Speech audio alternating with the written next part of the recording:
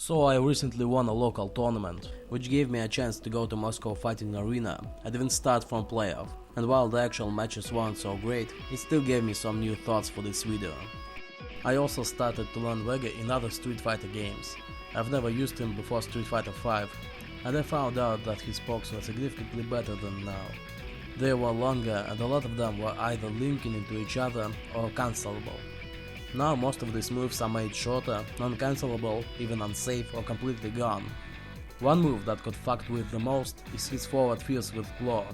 This is his longest poke, but first of all it's very unsafe. Zangief can punish it with crouch jab at most of the distances, and that's far from worst that can happen. Crush counter properties don't give you anything, except if you're very up close, where it's punishable the most. And the worst part is that if you do it when your opponent jumps,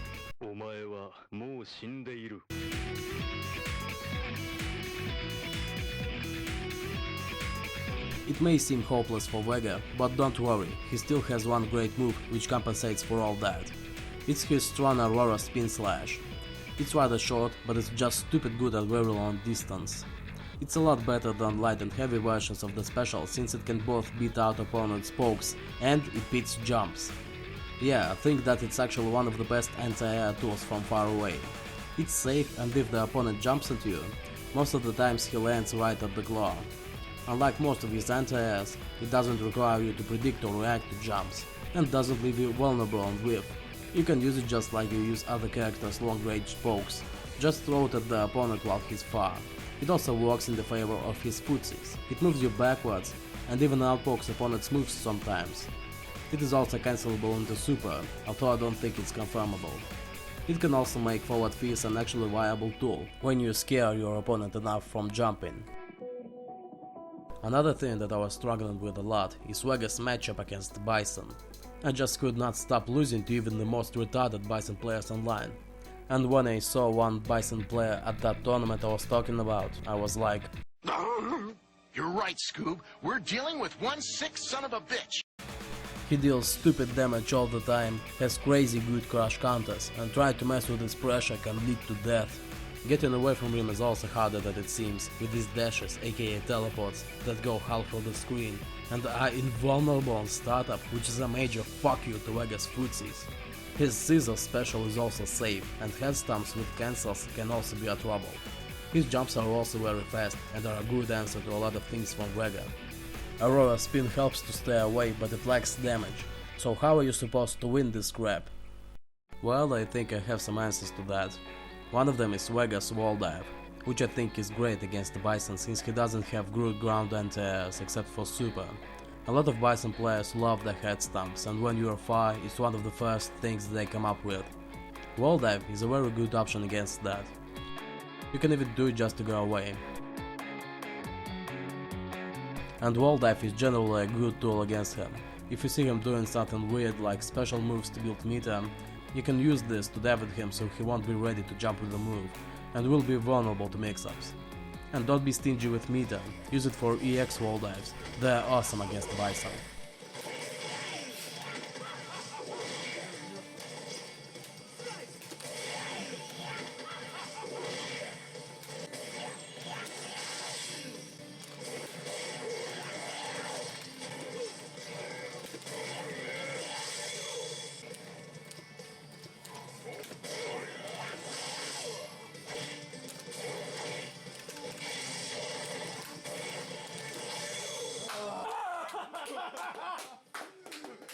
Такой грязный капец.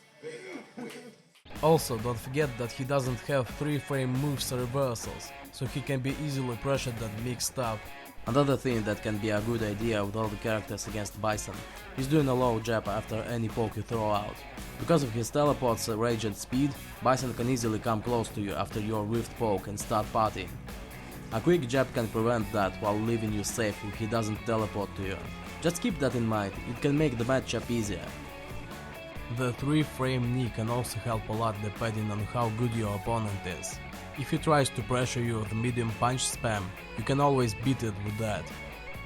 Down forward fierce is a bit different. Good players will frame trap you with light moves after it. and mix you up with throws and other moves. In this case, knee beats everything but the light moves. Bad players will usually try to pressure you with medium or heavy punches instead of light moves, so if you notice that, you can easily stop it. If you want to check out how I used all of this at the tourney, see the description for links to the videos. The matches were not great, we both were nervous and were dropping a lot of stuff, but it can still show the general idea of how to approach this matchup. There is something I noticed a while back, but haven't gotten enough attention since. It's Vega's no claw standing fierce. This move is good. It reaches far, it hits crouches, and it easily outpokes a lot of moves like Zangief's low jab. For some reason, maybe because of its speed, I haven't used that move a lot, but when I do, it seems like it hits way more than it should. There also was a moment at the tournament where I won a final match with a Zangief player, a very interesting way. This match wasn't recorded sadly, but I'll try to recreate that moment. So my claw was broken, I had little HP and so did he. It was my match point and probably not his, or I just wouldn't do what I have done. He was standing in the corner, sticking out his light punches, trying to stay away and outpoke me. And I have totally forgotten that I had no claw anymore. For some reason I decided to do something stupid, like beat his pokes with a fierce from max distance, cancel it into a claw, dash up to him and do an EX Aurora spin. Stupid, right? But I had no claw. So I did that and guess fucking what? I just grabbed that shit and threw him straight into the loser's bracket. And just check out this. This grab doesn't even reach that far at all.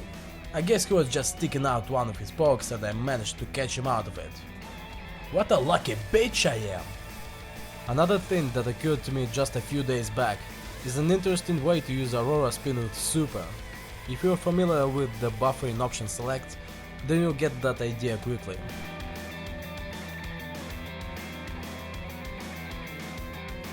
You basically do this move in a specific distance so that it doesn't hit the blocking opponent, and buffer your super on that.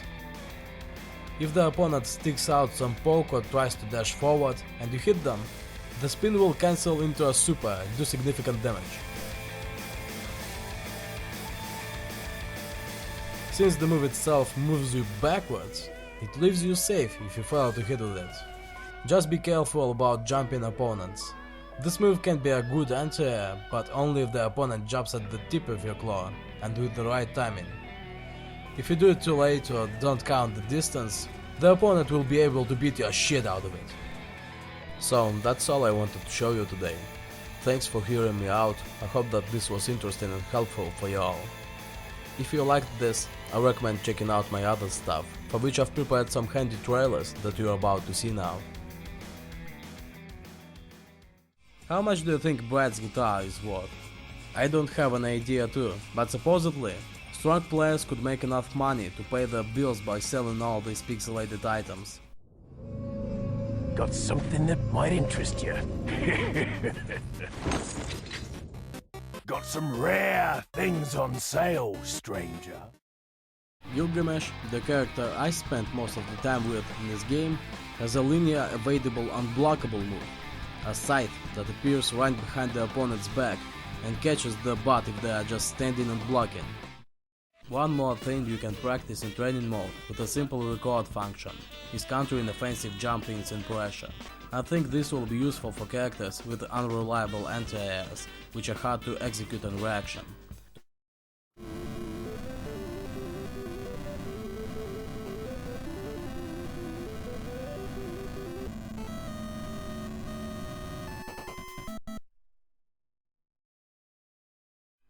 And special thanks for those who watched and commented on the first Vega tips. It turned out even more popular than my Virtua Fighter 2 video. Some of the comments were really insightful, like seriously dude, you should just write this as an article on Shoryuken or something. All the other comments were great too, and I tried to reply to as much as I could. It's really nice to see so much attention to a video I made for once. Thanks and have a nice day.